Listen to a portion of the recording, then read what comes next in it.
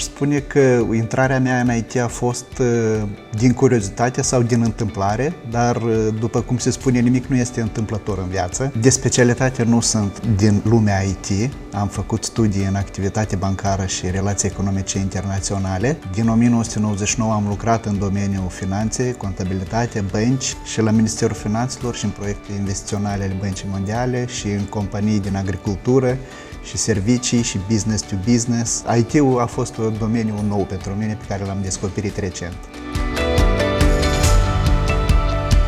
Domeniul IT a prezentat un interes pentru mine de mai mult timp și aș spune că curiozitatea și acest interes m-a adus unde sunt acum. A început totul de la faptul că m-am înscris la niște cursuri de testare software ca să văd doar ce este asta. Apoi, în decembrie anul trecut, Endava a trecut în Casă Nouă, aici la Chișinău, și a organizat cu această ocazie Ziua Ușilor Deschise. Pentru mine a fost ceva interesant să aflu pe dinăuntru și am solicitat o invitație, iar printre multiplele discipline care au făcut prezentări acolo au fost și disciplina de business analiză. După ce am discutat cu echipa de business analiză, s-a aprins acea scânteie și a apărut acest interes care m-a făcut în câteva luni să studiez, să mă autoeduc.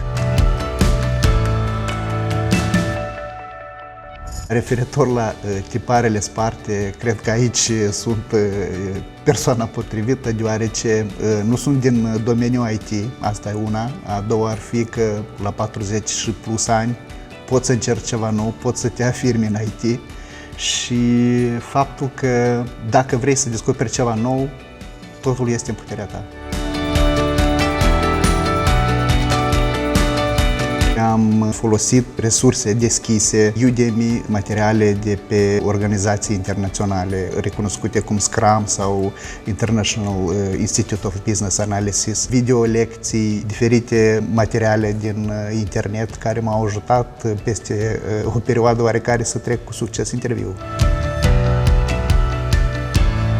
Parcursul meu în calitate de business analiză a început în iarna anului acesta și am fost primit cu o mare căldură în echipa de business analiză în Endava. Am simțit un suport foarte mare din partea colegilor, din partea managementului și aceasta mi-a dat în plus de încredere în ceea ce am început să fac nou.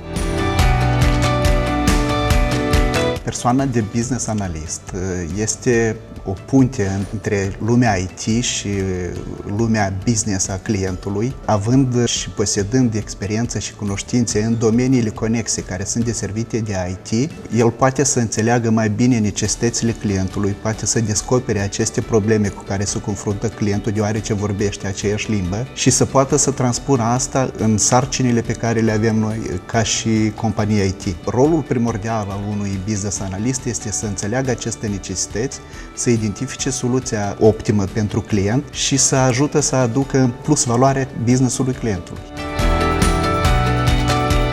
Un challenge care, dacă lumea își dă interesul și îndrăznește, poate să facă față.